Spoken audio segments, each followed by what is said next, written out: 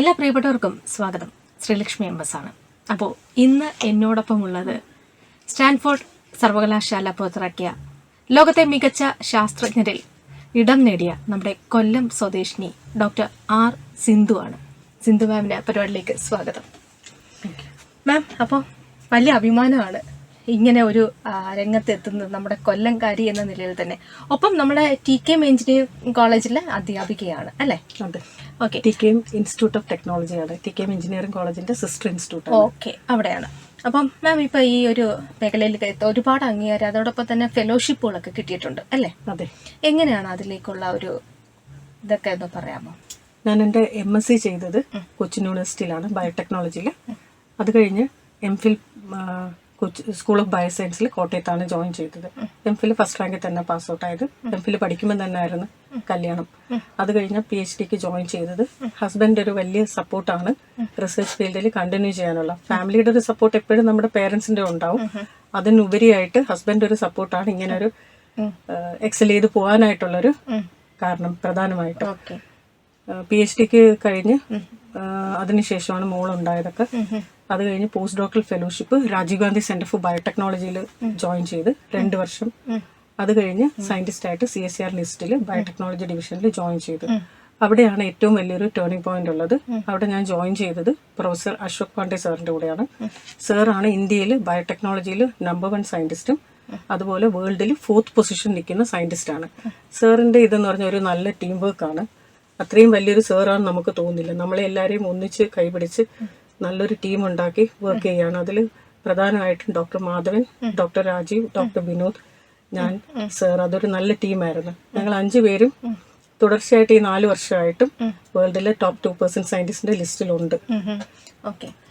എന്തൊക്കെ പ്രബന്ധങ്ങളാണ് ഇതുവരെ അവതരിപ്പിച്ചിട്ടുള്ളത്? പ്രധാനമായിട്ടും എൻ്റെ ഗവേഷണ മേഖല എന്ന് പറയുന്നത് ഇന്ധനക്ഷാമം നമ്മുടെ ഒരു ഇപ്പം അഭിമുഖീകരിക്കുന്ന ഒരു വലിയ പ്രശ്നമാണല്ലോ. അപ്പൊ ഈ പെട്രോളിനൊക്കെ പകരം സബ്സ്റ്റിറ്റ്യൂട്ട് ആയിട്ട് ബയോ എത്തനോൾ എന്നുള്ളതും അതുപോലെ അന്തരീക്ഷ മലിനീകരണം ഉണ്ടാക്കുന്ന പ്ലാസ്റ്റിക്കിന് പകരമായിട്ട് ദ്രവിച്ചു പോകുന്നതായിട്ടുള്ള ബയോ പ്ലാസ്റ്റിക്കിന്റെ വർക്കാണ് പ്രധാനമായിട്ടും.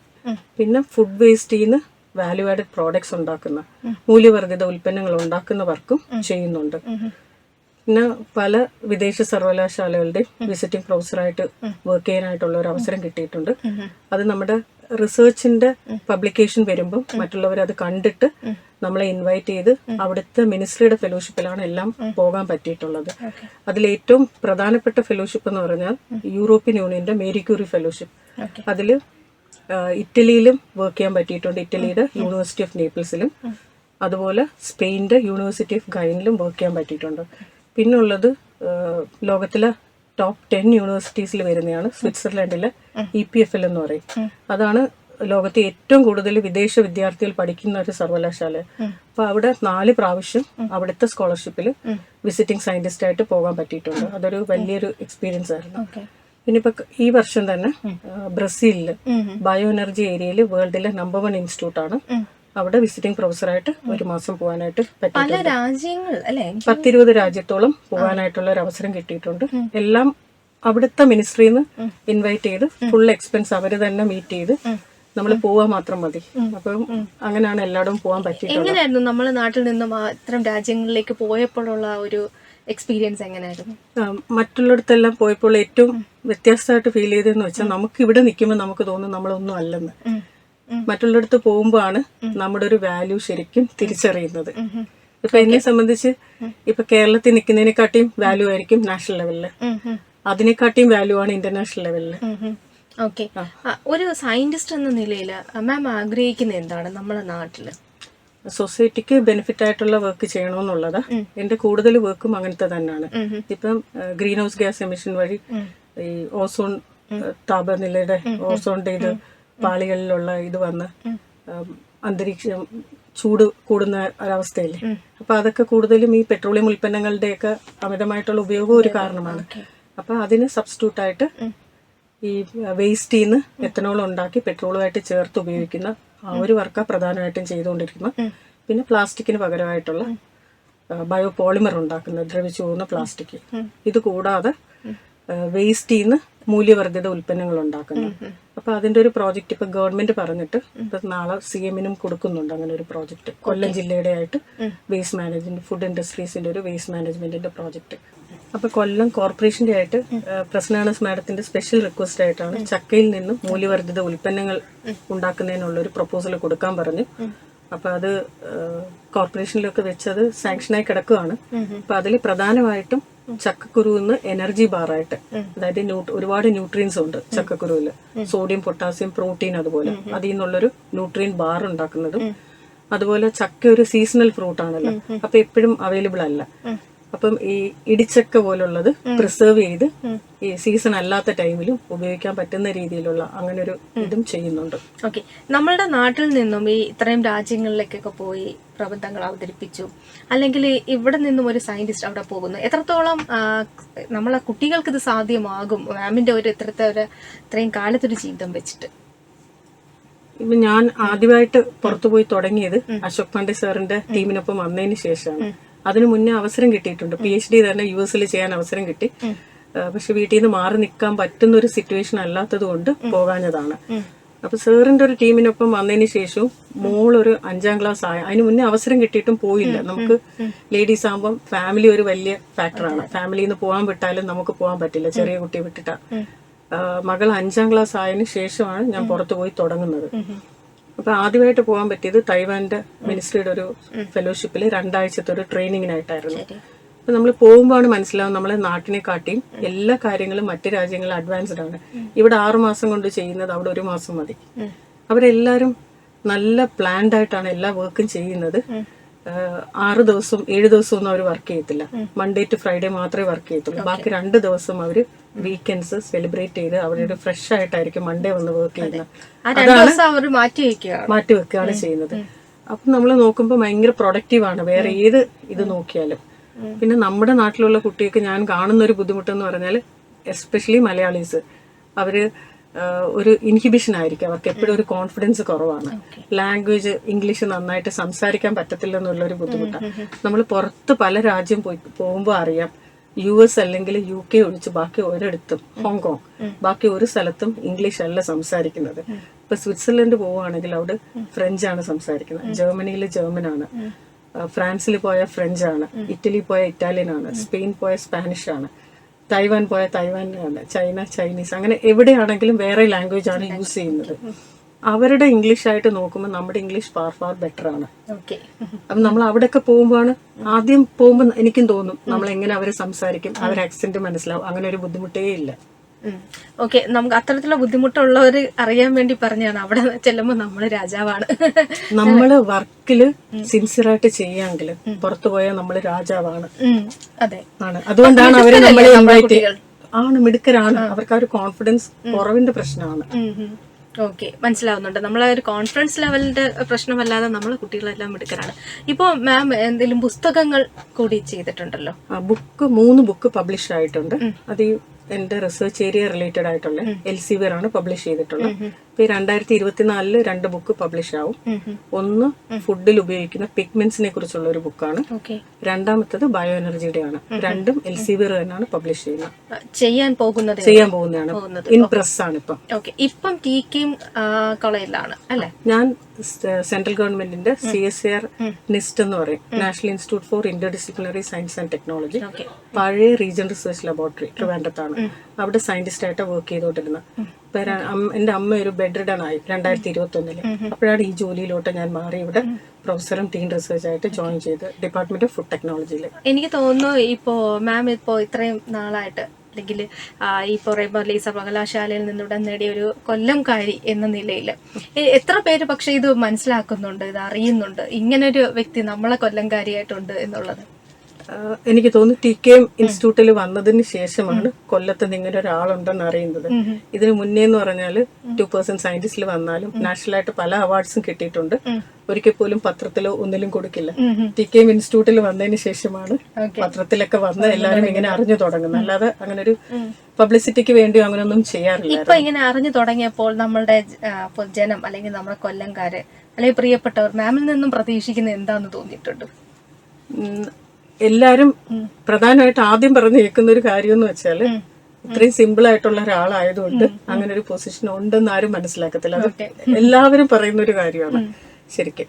പിന്നെ എനിക്ക് സൊസൈറ്റിക്ക് ചെയ്യാൻ പറ്റുന്ന എന്തെങ്കിലും നമ്മൾ ചെയ്യൂന്നുള്ളൊരു വിശ്വാസം ഉള്ളത് കൊണ്ടായിരിക്കും പലയിടത്തുനിന്നും ഒരുപാട് കാര്യങ്ങൾ ചെയ്യാനായിട്ട് വരുന്നുണ്ട്. അതിന് ഉദാഹരണമാണ് CMന്റെ ഓഫീസിൽ നിന്ന് തന്നെ കൊല്ലത്ത് ഫുഡ് ഇൻഡസ്ട്രിയുടെ വേസ്റ്റ് മാനേജ്മെന്റ് ഒരു പ്രപ്പോസൽ കൊടുക്കാൻ പറഞ്ഞതും നാളെ അത് മുഖ്യമന്ത്രിക്ക് സമർപ്പിക്കാനായിട്ട് പറ്റുന്നതും സാറ് നേരിട്ട് സംസാരിക്കാന്ന് പറഞ്ഞിട്ടുണ്ട്.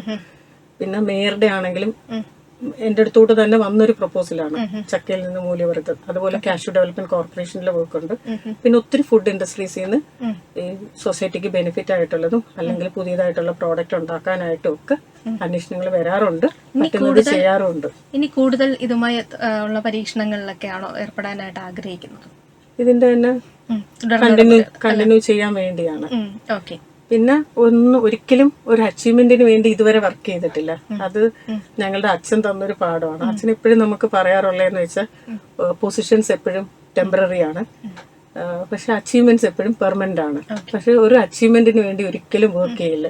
നമ്മൾ സിൻസിയറായിട്ട് വർക്ക് ചെയ്ത അച്ചീവ്മെന്റ് എല്ലാം താനേ വന്നുള്ളൂ, നമ്മളെ തേടി എല്ലാം വന്നുള്ളൂ. ഇപ്പൊ ഞാനും എന്റെ സിസ്റ്റർ ഡോക്ടർ സന്ധ്യ ഇപ്പൊ ഇവിടെ ഡെപ്യൂട്ടി DMO ആയിരുന്നു, ഇപ്പൊ ആലപ്പുഴ ട്രാൻസ്ഫർ ആയിപ്പോയി. ഞങ്ങളെ രണ്ടുപേരുടെയും ജീവിതാനുഭവത്തിൽ ഞങ്ങൾ ഒന്നിനു വേണ്ടിയും തേടി പോയിട്ടില്ല, ഇങ്ങോട്ടാണ് എല്ലാം അന്വേഷിച്ച് വന്നിട്ടുള്ളത്. ഓക്കെ, ലോകത്ത് ഈ പറയും പോലെ 20 രാജ്യങ്ങളിൽ പോയി പല കാര്യങ്ങളുമായി ബന്ധപ്പെട്ടുണ്ടെങ്കിലും എന്താണ് നമ്മളെ നാട്ടിൽ നിന്നും ഉള്ള ആ ഒരു കാര്യങ്ങൾ അവതരിപ്പിച്ചപ്പോൾ ഉണ്ടായിരുന്ന ഒരു അവസ്ഥ അല്ലെങ്കിൽ ആ ഒരു സാഹചര്യം, അവരുടെയൊക്കെ ഒരു മാഡത്തിനോടുള്ള ഒരു അവർ നമ്മളെ നാടിനെ കുറിച്ച് ചോദിക്കുമല്ലോ, പലപ്പോഴും ഗോഡ്സ് ഓൺ കൺട്രി ആണ് നമ്മുടെ, എങ്കിലും അവിടെ നിൽക്കുമ്പോൾ അങ്ങനെ തോന്നാറുണ്ടായിരുന്നു പ്രതിനിധീകരിച്ച് നിൽക്കുമ്പോൾ? ഇപ്പൊ ഞാനീ പോയിട്ടുള്ള എല്ലാ രാജ്യങ്ങളിൽ നിന്നുള്ളവരും എന്റെ ഇൻസ്റ്റിറ്റ്യൂട്ടിൽ വരികയും 1 മാസത്തോളം താമസിക്കുകയും ചെയ്തിട്ടുണ്ട്. പക്ഷെ അവർക്ക് എപ്പോഴും നമ്മുടെ നാടിന്റെ നല്ല വശങ്ങൾ മാത്രമേ കാണാൻ പറ്റിയിട്ടുള്ളൂ. അപ്പൊ അവരൊരിക്കലും നെഗറ്റീവ് പറഞ്ഞിട്ടില്ല. ഗോഡ്സ് ഓൺ കൺട്രി എന്ന് തന്നെ പറയുകയുള്ളൂ, വീണ്ടും വരികയും ചെയ്യുകയാണ്. ഓക്കെ, അതിലൊരു അഭിമാനം തന്നെയാണ്. തീർച്ചയായിട്ടും തീർച്ചയായിട്ടും. ഓക്കെ, എപ്പോഴും ഒരു കേരളക്കാരി എന്ന നിലയിൽ അവിടെ നല്ല സ്വീകരണമാണ്. തീർച്ചയായിട്ടും, കാരണം കേരളത്തിനെ റെപ്രസെന്റ് ചെയ്തല്ലേ പോകുന്നത്, കേരളത്തിലെ ഏതെങ്കിലും ഒരു ഇൻസ്റ്റിറ്റ്യൂട്ടിനെ. പുതിയൊരു തലമുറയോട് പറയാനായിട്ടുള്ളത്, നമ്മള് ചെയ്യുന്ന എന്ത് വർക്കാണെങ്കിലും സിൻസിയറായിട്ട് ചെയ്യുക, അതിന് കുറുക്ക് വഴിയില്ല. ഇപ്പൊ നമ്മൾ എന്തെങ്കിലും കുറുക്ക് വഴി കാണിച്ച് പെട്ടെന്ന് ഒരുപാട് കാര്യങ്ങൾ നേടിയെന്നൊക്കെ കാണിക്കാൻ നോക്കി അത് സ്ഥായിയായിട്ടുള്ളതായിരിക്കത്തില്ല. സിൻസിയറായിട്ട് വർക്ക് ചെയ്താൽ ആർക്കും അച്ചീവ് ചെയ്യാൻ പറ്റാത്തതായിട്ട് ഒന്നുമില്ല. വെറും ഒരു സാധാരണ രീതിയിൽ പഠിച്ചു വന്ന എനിക്ക് അശോക് പാണ്ഡെ സാറിനെ പോലൊരു മെന്ററിനൊപ്പം വരുമ്പം ഇങ്ങനൊരു നിലയിലോട്ട് ആവാൻ പറ്റിയിട്ടുണ്ടെങ്കിൽ ആർക്കും ആവാൻ പറ്റും. ഒരുപാട് ഹാർഡ് വർക്ക് ഉണ്ട് ഇതിന്റെ പിന്നിൽ ഇവിടം വരെ എത്തിയതിന്. തീർച്ചയായിട്ടും നിസ്സാരമായ കാര്യമല്ല. എത്ര സമയം ഇതിനു വേണ്ടിയൊക്കെ ചെലവഴിക്കാറ്? അത് പറഞ്ഞ എല്ലാരും എന്നോട് ചോദിക്കാറുള്ളൊരു ചോദ്യമാണ് സ്ഥിരം. ഇപ്പം മുന്നേ ഞാൻ റിസർച്ച് ഫീൽഡിൽ നിൽക്കുമ്പോൾ ആണെങ്കിൽ അവിടെ നിന്ന് വെച്ചാൽ ഇപ്പൊ നമുക്ക് പെട്ടെന്ന് ഒരു ആവശ്യം വന്ന് ലീവ് എടുക്കണമെങ്കിൽ ഒരു ബുദ്ധിമുട്ടും ഇല്ല. അതുപോലെ അക്കാഡമിക്സിൽ വന്നു കഴിയുമ്പോൾ ക്ലാസ് അഡ്ജസ്റ്റ് ചെയ്യേണ്ടി വരും. ഒരു ദിവസം ലീവ് എടുക്കണമെങ്കിൽ പകരം ഒരാൾക്ക് ക്ലാസ് അഡ്ജസ്റ്റ് ചെയ്യേണ്ടി വരും. റിസർച്ചിൽ നിന്ന് അക്കാഡമിക്സ് വന്ന് ഫസ്റ്റ് ഞാൻ ഫേസ് ചെയ്തത് ക്ലാസ്സിന് പ്രിപ്പയർ ചെയ്യണമെന്നുള്ളതാണ്. സ്റ്റുഡൻസുമായിട്ട് അങ്ങനെ ഇന്ററാക്ട് ചെയ്തൊരു അധികം, അതായത് PhD ചെയ്യുന്ന സ്റ്റുഡൻസ് അല്ലാതെ ചെറിയ കുട്ടികളുമായിട്ട് ഇന്ററാക്ട് ചെയ്തൊരു ഇത് വന്നിട്ടില്ലാത്തതുകൊണ്ട് ആദ്യം കുറച്ച് ബുദ്ധിമുട്ടായിരുന്നു. പിന്നെ അതുമായിട്ട് അഡ്ജസ്റ്റഡ് ആയി. പിന്നെ ദിവസം ഒരു 2 മണിക്കൂറെങ്കിലും റിസർച്ച് വർക്കിന്റെ പബ്ലിക്കേഷന്റെയും അതുപോലെ പല ജേർണലിന്റെയും എഡിറ്റോറിയൽ ബോർഡ് മെമ്പറാണ്.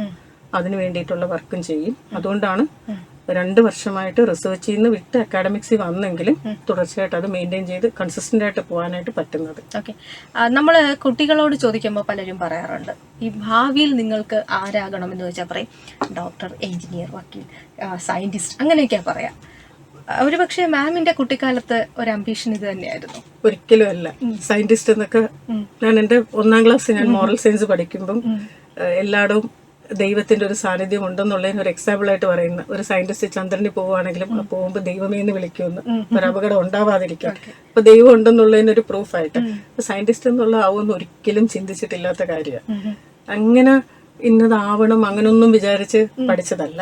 പിന്നെ നല്ലൊരു മെന്റർ കിട്ടിയപ്പം അങ്ങനെ ആയതാണ്. ആരാണ് ജീവിതത്തിലെ ഏറ്റവും വലിയൊരു ഗുരു അല്ലെങ്കിൽ ഒരു വഴികാട്ടി എന്നൊക്കെ പറയുന്നത് ആരാണ്? ശരിക്കും ഒരു ടേണിംഗ് പോയിന്റ് വന്നേക്കുന്നത് അശോക് പാണ്ഡെ സാറിന്റെ ഒരു ടീമിൽ വന്നപ്പോഴാണ്. പിന്നെ പോയ വഴികളിലുള്ള എല്ലാ ഗുരുക്കന്മാരുടെയും അനുഗ്രഹവും ഇതെല്ലാം ഉള്ളത് കൊണ്ട് മാത്രമാണ്. പിന്നെ ഇങ്ങനെ പോകാൻ പറ്റുന്നത് ഫാമിലിയുടെ ഒരു വലിയ സപ്പോർട്ട്, അതെന്റെ ഹസ്ബൻഡ് അദ്ദേഹത്തിന്റെ ഉണ്ട്. ഹസ്ബൻഡ് എന്താണ് ഹസ്ബൻഡ് എഞ്ചിനീയർ ആണ്. മകൾ ഇപ്പൊ എഞ്ചിനീയറിംഗ് 3rd സെമസ്റ്റർ പഠിക്കുകയാണ്. കരിക്കോടുള്ള TKM എഞ്ചിനീയറിംഗ് കോളേജിലാണ് ഇലക്ട്രോണിക്സ് ആൻഡ് കമ്മ്യൂണിക്കേഷൻ. മകളുടെ ഒരു സപ്പോർട്ടും വലുതാണ്. കാരണം പലപ്പോഴും പുറത്തു പോകാൻ അവസരങ്ങൾ കിട്ടിയാലും വീട്ടിലൊരു സാഹചര്യത്തിൽ പോകാൻ മടിക്കും. അപ്പൊ ഇവര് തന്നെയാണ് നിർബന്ധിച്ച് വിടുന്നത്. റയറായിട്ടുള്ള ഓപ്പർച്യൂണിറ്റി അല്ലേ, ഞങ്ങളെ വീട് മാനേജ് ചെയ്തുള്ളൂ വയ്ക്കുമെന്നും പറഞ്ഞു. ബ്രസീൽ തന്നെ ഈ അടുത്ത സമയത്ത് നമ്മ സുഖമില്ലാതിരുന്ന ടൈമിലും പോയത് അവരുടെ നിർബന്ധം കൊണ്ട് മാത്രമാണ്. കാരണം ഇന്ത്യയിൽ ഒരാൾക്ക് ആ ബ്രസീൽ ഫെലോഷിപ്പ് കിട്ടുന്നത് ഫസ്റ്റ് ടൈമാണ്. അപ്പൊ ഇതുവരെ കിട്ടിയ അംഗീകാരങ്ങളെ കുറിച്ചിട്ട് ഒന്ന് പറയാം. സെൻട്രൽ ഗവൺമെന്റ് ഒരു വിമൻ സയന്റിസ്റ്റ് അവാർഡ് കിട്ടിയിട്ടുണ്ട്. അതുപോലെ ബയോ എനർജി ഏരിയയിൽ ഏറ്റവും നല്ല വർക്ക് ചെയ്തതിന് നാഷണൽ അവാർഡായിട്ടുള്ള പ്രൊഫസർ ചിഞ്ചോൾക്കർ മെമ്മോറിയൽ അവാർഡ് കിട്ടിയിട്ടുണ്ട്. പിന്നെ സ്പെയിനിൽ നിന്നൊരു ബയോറിസ്റ്റെക് എന്ന് പറഞ്ഞ് ഏറ്റവും നല്ല റിസർച്ച് പേപ്പറിനുള്ള അവാർഡ് കിട്ടിയിട്ടുണ്ട്. പിന്നെ പല കോൺഫറൻസിനും ബെസ്റ്റ് പേപ്പർ പ്രസന്റേഷൻ അവാർഡ്സ് കിട്ടിയിട്ടുണ്ട്. പിന്നെ ഫെലോഷിപ്പുകളെല്ലാം യുണീക്ക് ആയിട്ടുള്ള ഇതാണ്. അതിൽ എടുത്തു പറയേണ്ടത് മേരി ക്യൂറി ഫെലോഷിപ്പാണ്. മാമിന് തന്നെ തോന്നിയിട്ടുള്ളതിൽ എന്റെ ഒരു പക്ഷെ പ്രസന്റ് ചെയ്തതിൽ ഏറ്റവും കൂടുതൽ ഒരു സംതൃപ്തി നൽകിയത് ഏതായിരുന്നു? അപ്പൊ ആദ്യമായിട്ടൊരു പുറത്തു പോയൊരു കോൺഫറൻസിൽ പേപ്പർ പ്രസന്റ് ചെയ്യാൻ പറ്റിയത് 2012 തൈവാനിൽ വെച്ചുള്ള ഒരു കോൺഫറൻസിലാണ്.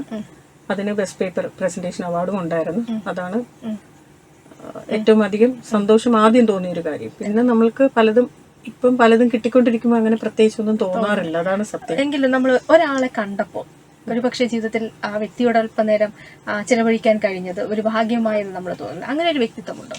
എന്റെ സ്റ്റുഡൻസിൽ നിന്നാണെങ്കിലും നല്ല കാര്യങ്ങൾ എല്ലായിടത്തുനിന്നും പഠിക്കുന്ന ഒരു വ്യക്തിയാണ്. ഞാനത് ഈ ഒരു ഏജ് എന്റെ ഒരു കോംപ്ലക്സ് ആയിട്ട് അങ്ങനെ വിചാരിക്കാറില്ല. നല്ല കാര്യങ്ങൾ ആരിൽ നിന്ന് കണ്ടാലും എടുക്കാൻ ശ്രമിക്കുന്ന ഒരു വ്യക്തിയാണ്. ഓക്കെ, എന്താണ് ഇപ്പൊ ഈ ഒരു പോസ്റ്റിൽ ഇരുന്നു കൊണ്ട് നമ്മളുടെ കുട്ടികൾക്കാണ് അല്ലെങ്കിൽ ഇത് കേട്ടുകൊണ്ടിരിക്കുന്നവർക്ക് കൊടുക്കാനുള്ള ഒരു മെസ്സേജ്? ഞാനിപ്പോ എന്റെ ഒരു അനുഭവത്തിൽ നിന്ന് തന്നെ പറയാം. കോളേജിൽ പഠിപ്പിക്കാൻ പോയിരുന്നു. ഞാൻ ആദ്യം പോകുമ്പോഴത്തേക്ക് ഞാൻ പഠിപ്പിക്കുന്ന കുട്ടികൾ ക്ലാസ്സിൽ സംസാരിക്കുമായിരുന്നു.